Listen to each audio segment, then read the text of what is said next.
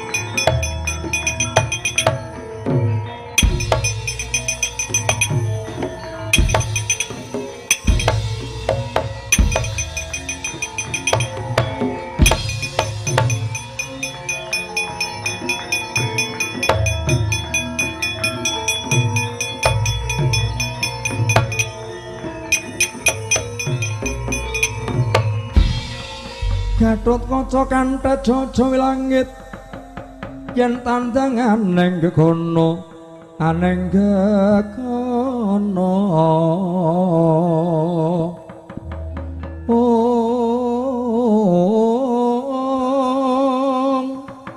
mancal pundak mlintir jonggo gembung nyokaton pating galundung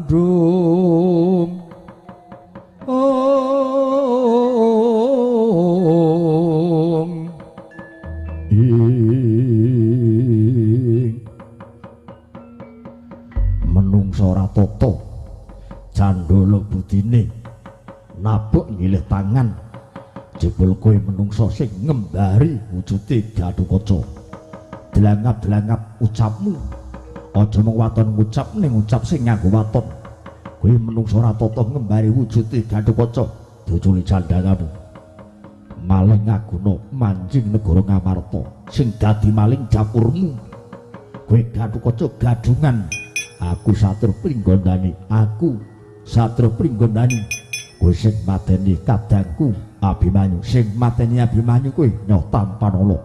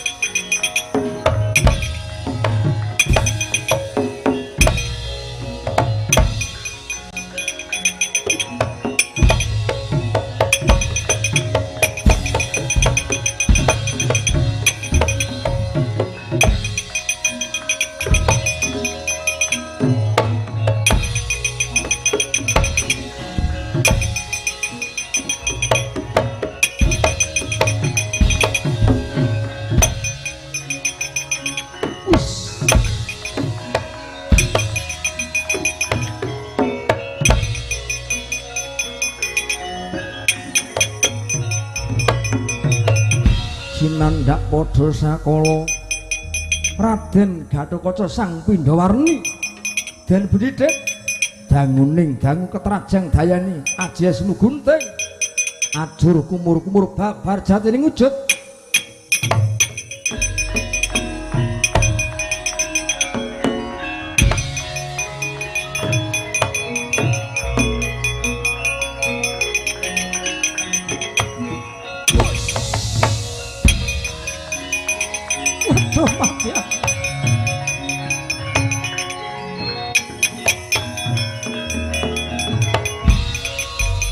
Dinten babar pisan Paman Pertiwanggana.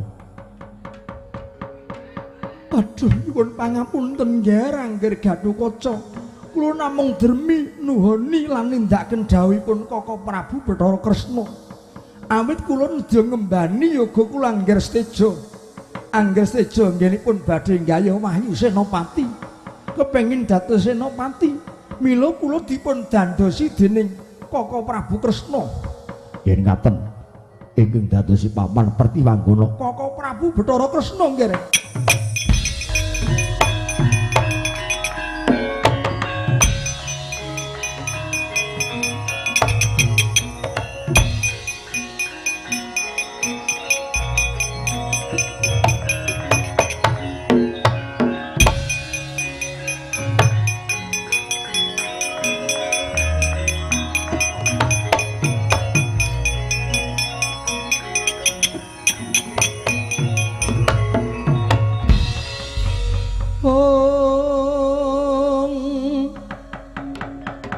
Merpati angin-angin upayanan Tribawana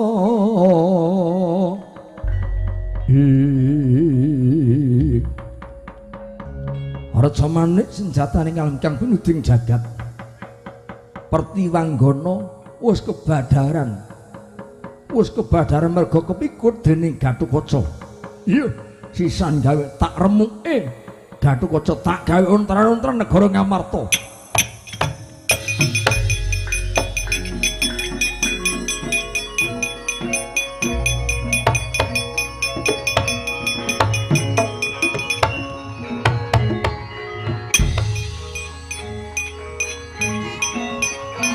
Ayo si Tre tabuh.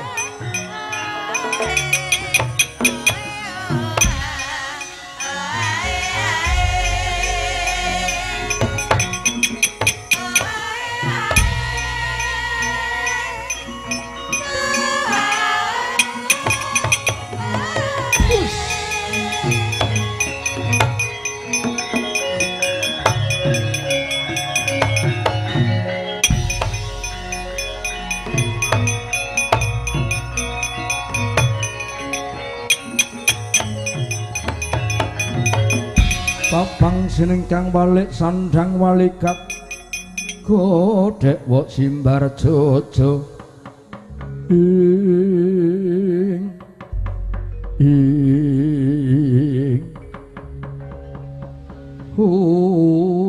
mapur tanpa lar meletik tanpa cudang sadra pringgondani Gatotkaca ana ratu sabrang Nyolowati nepis wirik negara Ngamarta. Iya, durung ngerti karo aku kowe. Nalindra ngembat keputihan. Prabu Surayeng Pati. Iya. Manuta Gatotkaca, kowe tak tugel gulungmu. Minangka kanggo pengiman-iman tumbaling negaraku. Rasakaken gunem sing tanpa guna. Aku Senopati Ngamarta Bapu babar popo mamah kupingmu saurunga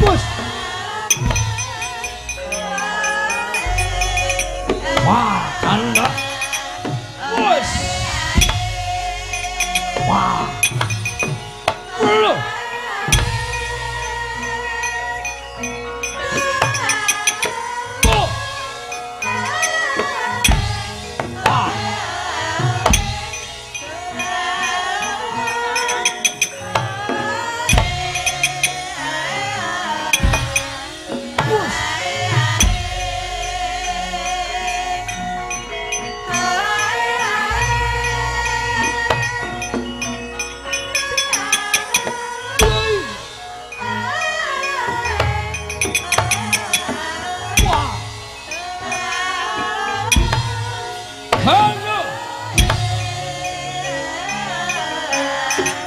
Bunuh. Halo. Wah.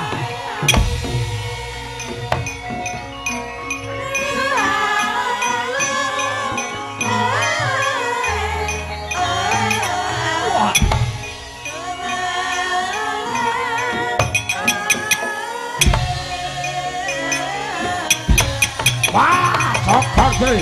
Yeay. Bangga. Yeay.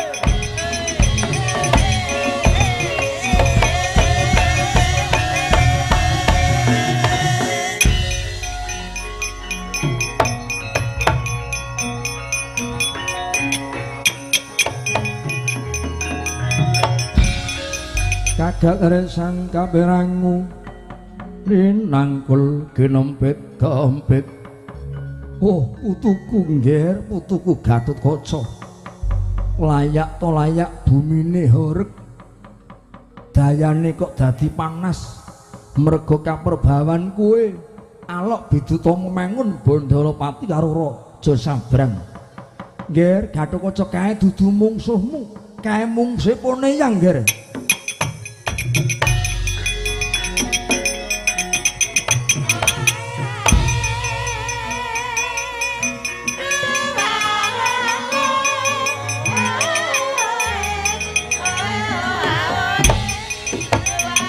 Mati. Wah. Bus. Wah. Hey.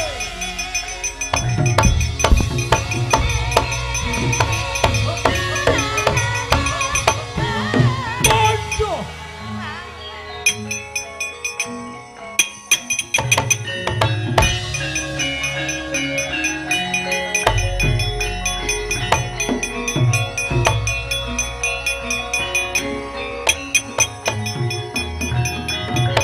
Kapang jeneng kang balik sandang walikat godhek wok simbar jojo hing menungsa ora tata sapa nimblis ora nganggo taliwara. Aku peparap Resi Seta. Sapa kowe? Surayang Pati. Nalendra ngembat keputihan. Iki dudu perkaramu. Aku labuh. Aku mbelani putuku Gatotkaca. Kae calon ginadang dadi senopati ning Pandhawa.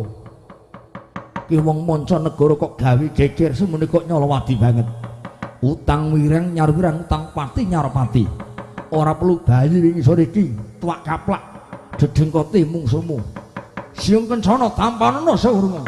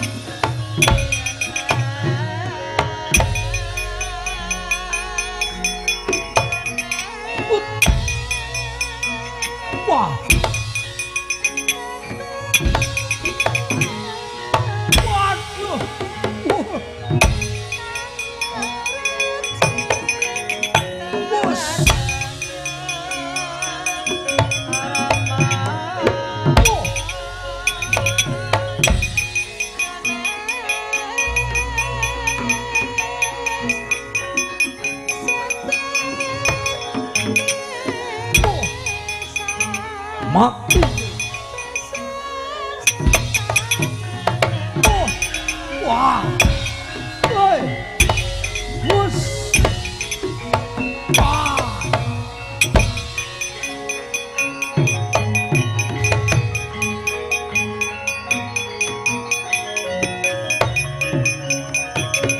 Waduh.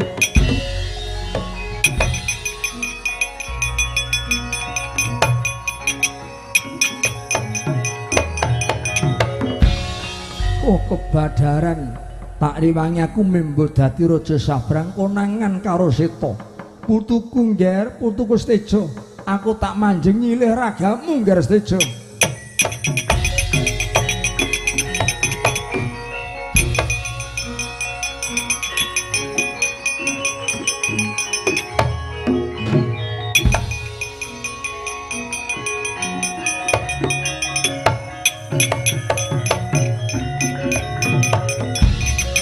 kadangipun Kakang Dimas Gatotkaca tak jaluk patimu, tak jaluk nyawamu. Yen Gatotkaca mati kalenggan senopati pun Kakang sing bakal Dewi Suda lakon pecah sirahmu.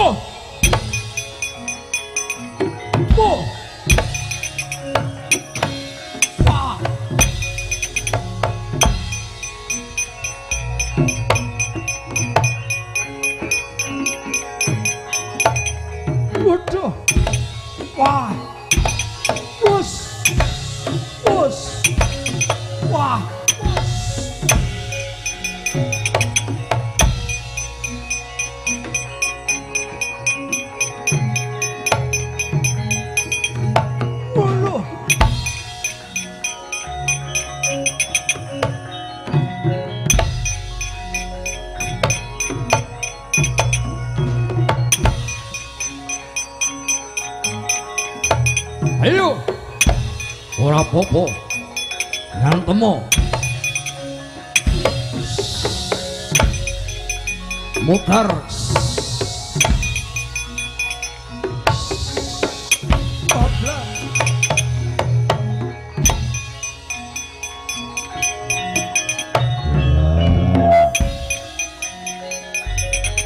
Rekutara ngapa ora apa-apa.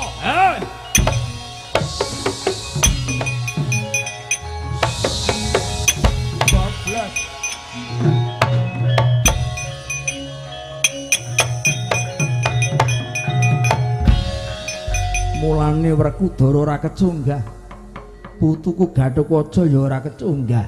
Merga kae disilih ragane. Jebul laire wujude iku Seteja ning batine Kakang Bathara Grampalan manjing manuksma ning ragane Seteja. Kakang Grampalan ora gelem uncat saka ragane Seteja takon dosa kowe.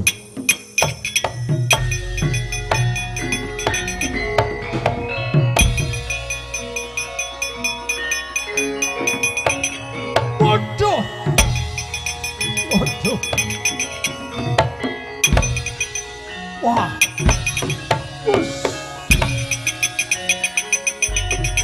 Wah. Bareng karo Kakang Grampalan. Oh, ngentengke patimu kelakon mati dening aku kowe Seta.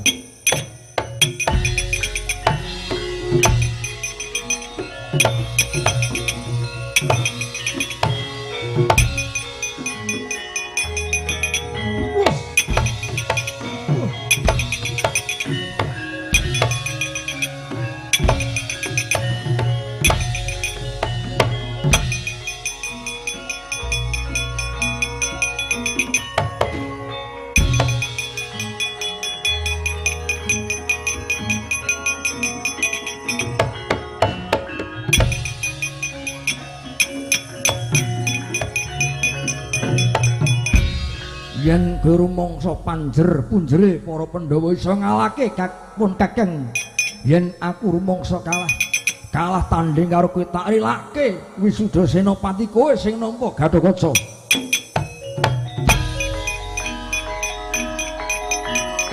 Den kula turu kendel.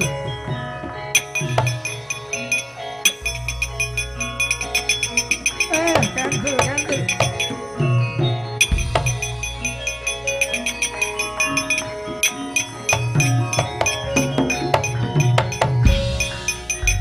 Kyai Semar ku aja melu-melu. Nek niki kula nggih melu. Merga kula niku danyangi wong tanah Jawa. Didengkote wong tanah Jawa niku nggih kula niki Gus Ndara Seta. Sampeyan niku piyai sepuh. Labu-laben mbelani putu niku nggih apik-apik mawon. Ning nek carane ngene niat apik malah dadine ala. Dadine ndederwisa.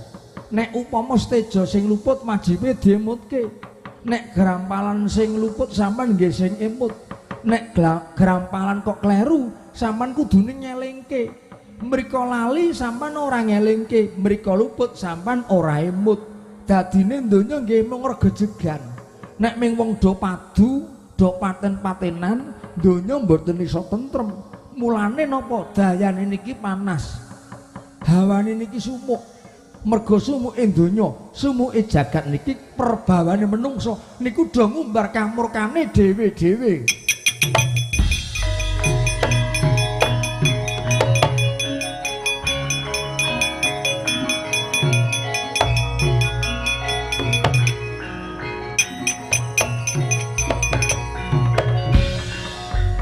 Aku njaluk pengadilan sing mboten bener niku ndraning perkara sinuwun Kresna.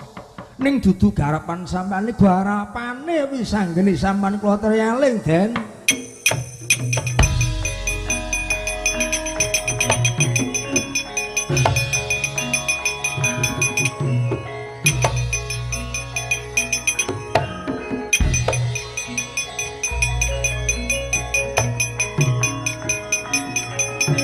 Waduh.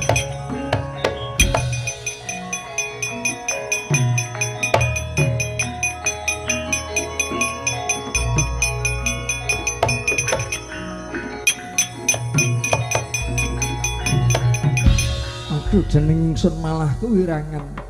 Kadangku Yayi Pertiwanggana tak dandani dadi Gatotkaca supaya gawe Rajapati. Kelakon Abimanyu mati sing mateni kadangku Yayi Pertiwanggana. Ning merga wis kebadaran Kanjeng Rama grampalan mimba wujud dadi Ratu Sabrang ya wis kebadaran. Lah yen nganti perkara iki kadenangan dening kadangku Pandhawa dening Yayi Puntadewa arep nyandang lakon apa aku prayogane Ngamarta tak tinggal loncat. Nah iki awas Kakang Antasena awas.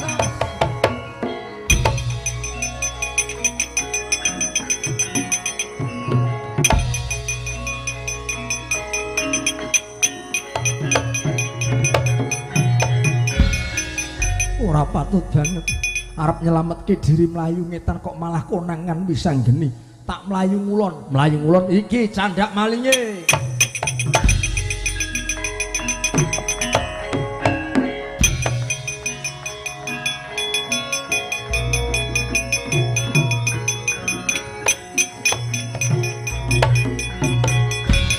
Siwa Ireng arep mlayu menyang endi? Siwa Kresna arep mlayu menyang endi? Wis saiki wis kepikut. Wis konangan. Ana buktine, ana seksine. Garing ngakoni apa ora Siwa Ireng? Nek ora gelem ngakoni, kelakon mengko dijemplungke gedhong pakunjaran. Ditaleni didadung, mengko aku karo wisanggeni golek kangkrang karo golek tawon gung. Piye? Aja main-main lho, wong arep ngaku ampuh, ngaku sekti, dintun tawon gung 10 wae. Kok nganti ora sambat, tak meguru aku. Piye Siwa Kresna, yen ora gelem ngakoni, ora gelem mertobat, kelakon mengko tak cemplungke gedhong pakunjaran. Sing ngerteni aku karo wisanggeni. Ngakoni apa ora? Diakoni wae. Iya ya ngger wisanggeni lan Antasena. Pun wae sing kleru aku sing luput. Merga bedake aku ngayomi anakku lanang Steja. Lah rak ngono wae.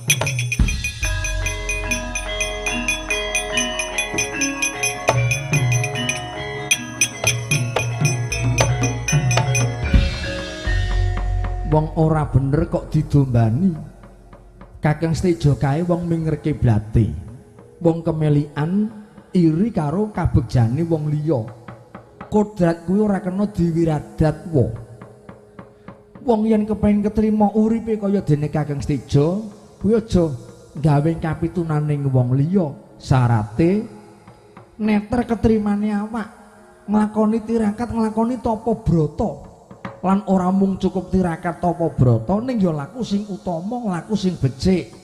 Weruh wong ngelih goleke pangan, weruh wong ngelak goleke banyu. Weruh wong cacat ya wajibe ya digolekke prabaya. Anane pira? 10 utawa 20 diwenehke wong cacat.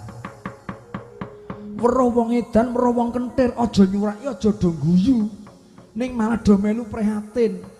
Sing edan sing gemblung kok kae wae aja nganti menyang aku, aja kok malah disuraki, aja malah kok wong gemblung ditabuhi. Nek wong gemblung kok ditabuhi, sing nabuhi melu gemblung. Nek sing nabu melu gemblung, sing ngakon sing perintah ya melu gemblung. Nek sing perintah melu gemblung, padha wae anane wong gemblung kuwi mergo saka gamelan ditata. Nek ngono sing nata gamelan kae ya melu gemblung. Sing nata gamelan jenenge peniti. Arep ana peniti nek ora ana supire truk tekan kene gamelane ya ora iso digelar. Mula sing gemblung ya ora mung peniti kalebu, supire truk ya melu gemblung. Terus undrane perkara Kakang Antasena. Lah supire truk tekan kene mergo ana sing perintah, sing duwe gamelan. Nggih. Ora senjata makan tuan. Lah wong sing senjata makan tuan iki Kakang Antasena. Oh iya, Ding. Saiki aku tak njaluk siwa ireng pengamuke Kakang Seteja kudu iso meper kamurkane Kakang Seteja.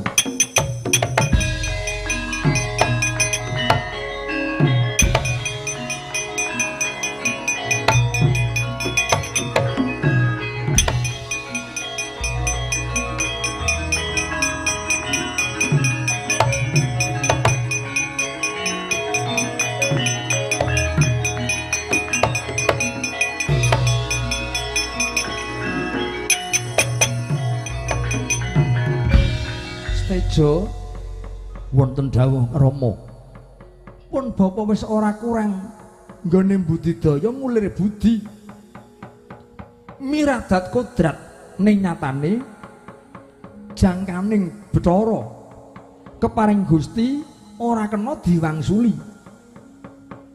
Satriya ingkang pinilih nampa kanugrahan dadi senopati dudu kowe ning kadangmu Gatotkaca. Satriya kang pinilih ya mung Gatotkaca sing nampa wahyu senopati tak jaluk rilane ngatimu Nggar Seteja.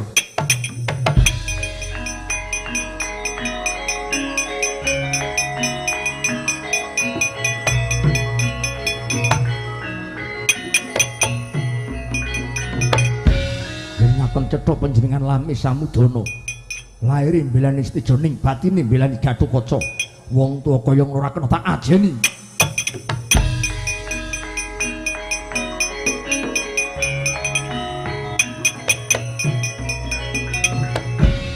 Seteja,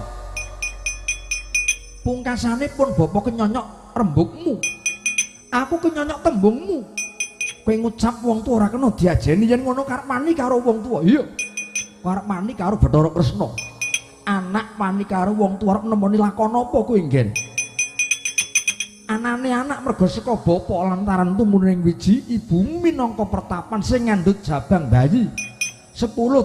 sangang sasi 10 dina dikandhut ora mrucut digembel ora mrojol wani karo wong tuwa lakonku walik jagatmu anjang-anjang kencana sing dadi dalan patine Seteja.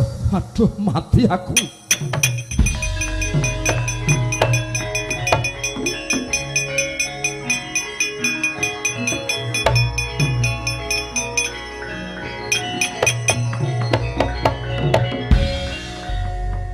Sing sugih durung karuan kepilih, sedulure akeh ya durung karuan kepilih, ning mung sak madyane kesugihane mung prasaja keluargane merga teteken kasujan pepayung budi rahayu nengenke kautaman jujur lan sabar darana atine budi pekertine luhur ora bakal menggak-menggok nadan ora pati sugih ora pati pinter, ora pati sugih sedulur, ning disuyuti ditresnani dening kamlodasih, ditresnani dening wong pirang-pirang. Ku jenenge kanugrahan utawa wahyu.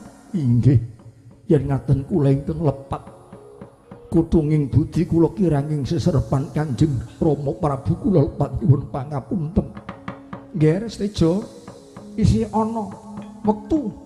Isih ana wektu mung kari 10 menit. Dawuhipun paduka kados pundi? Kowe nangis apa guyu? Campur. Kula nggih nangis, kula inggih guyu. Yen ngono balyaning Trajo Tresna wiwit dina iki tengena nggonmu laku Subrata, tengena nggonmu laku prihatin. Merga wong prihatin padha karo wong nyelengi. Wong tapa brata wong ngelih kae padha karo tirakat. Ora ketemu menyang Seteja kowe sing truka muga-muga anak dadi wong kepenak, putu bisa dadi wong sing nemu nggih.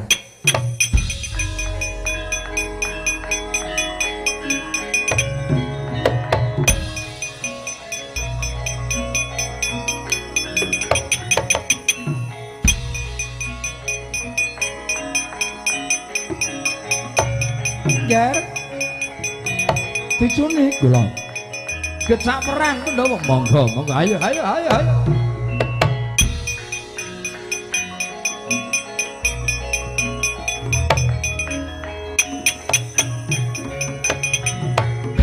Antasena ndi Gatotkaca nyotampanana tus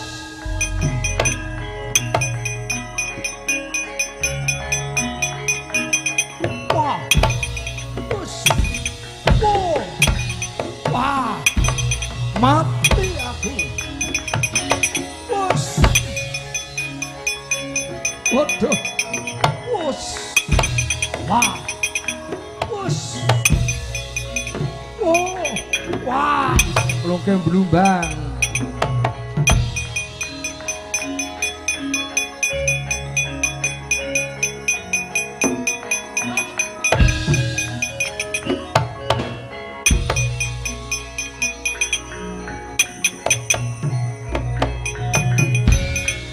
Werkudara Wayu Senopati tak jaluk tak ijoli tungkakku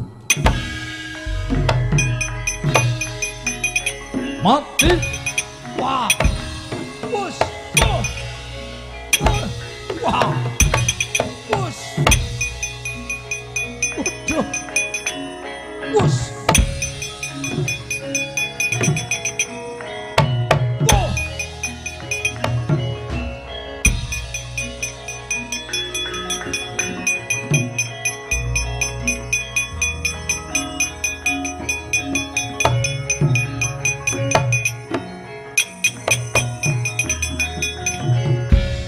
kabare putuku Gatotkaca piye ngen Werkudara? Durna bapakku bali yen ora bali kelakon ora kajen.